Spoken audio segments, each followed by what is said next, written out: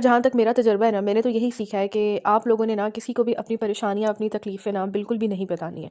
लोग ना आपका मज़ाक उड़ाते हैं, मतलब कि आप उनको ये चीज़ बताओगे, ठीक है, हम इस परेशानी में हैं, हमें ये बीमारी है, तो वो उल्टा लोग खुश ही होते हैं। तो इससे बेहतर है कि आप अपनी परेशानियाँ, अपनी बीमारियाँ सिर्फ़ अल्लाह को बताएँ, क्योंकि अल्लाह के सिवा आपकी कोई भी बीमारी, कोई भी परेशानी कोई इंसान दूर कर ही नहीं सकता है। मैं सबकी बात नहीं कर रही हूँ, मतलब कुछ लोग ऐसे भी होते हैं जो आपके साथ बड़े मुखलिस होते हैं, आपको बिला वजह दुआएँ दे रहे होते हैं। खैर, अल्लाह पाक की ज़ात से बड़ी तो कोई भी इस दुनिया में परेशानी नहीं है और ना ही कोई बीमारी है। थोड़ी देर नीचे धूप लगवाने के बाद हम लोग ऊपर आए हैं। मेरे जो फैंसी जो कपड़े थे सारे, वो मैंने रेहाना से कह के निकलवाए हैं। मैं कहा चलो तुम छोटे बैग में डाल दो, कभी ज़रूरत पड़ जाती है, शादियाँ वादियाँ हो रही हैं, आजकल सीज़न चल रहा है। अगर तुम लोगों ने कल का वीलॉग नहीं देखा वेडिंग का, तो जल्दी से जाओ यार, जाके देखो और फीडबैक लाज़मी मुझे शेयर करना। खैर, हम लोगों ने आज जाना था मेरी देवरानी के घर, मेरी नंद आई हुई है, जैसे कि मैंने तुम लोगों को बताया था कल।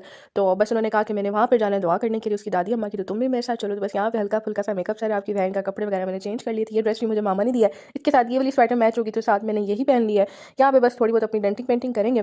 यहाँ पे मैं बस तैयार शार होगी, उसके बाद आपको पता है जो काम होते हैं। दूध आ गया था, दूध बॉईल किया और राजा साहब के लिए मैंने खाना शाना बनाया, क्योंकि उन्होंने आके फिर खाना घर ही खाना था। अच्छा, उनकी यही बड़ी बीमारी है कि एक शादी में भी जाएंगे तो घर आके लाजमी खाना खाएंगे, और किसी के घर भी जाएंगे ना, इवन दावत पे भी जाएंगे, कहीं पे भी कुछ भी, तो घर आके उन्होंने खाना लाजमी खाना होता है। तो बस यहाँ पे फिर मैंने चिकन और आलू बनाया तैयार शार होकर। हुज़ैमा जो था वो अम्मी के पास बैठा हुआ था, और जब उनसे पूछो ना कि आपने खाना वहाँ पे क्यों नहीं खाया, था उनकी एक ही बात होती है, यार बेगम तुम्हारे हाथ का खाने का ना जो टेस्ट है वो मुझे और कहीं पे भी नहीं आता। खैर, ऐसी तो कोई बात ही नहीं है, कभी मैं दिला देती हूँ खाना, कभी सही बनता है, कभी नहीं सही बनता। जैसे कि कल मुझसे साग नहीं बन रहा था। अगर तुम लोगों को साग की कोई अच्छी रेसिपी पता है तो प्लीज़ मुझे लाजमी कमेंट सेक्शन में शेयर करना। बस फिर हम लोग घर से निकले, मैंने और अम्मी ने एक जैसे अपने चप्पल पहने थे जो मैं लेकर आई थी।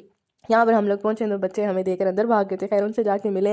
उज़ैमा भी यहाँ पे बैठा हुआ था, अमीन नंद के बच्चे वगैरह भी थे, हम लोग सारे साथ। यहाँ पर उज़ैमा बड़ा खुश हुआ है। अच्छा, ये वैसे भी अकेला है ना, ऊपर इसके साथ का बच्चा इतना छोटा तो है नहीं, तो जब भी बच्चों को देखता है ना तो ये बड़ा खुश होता है।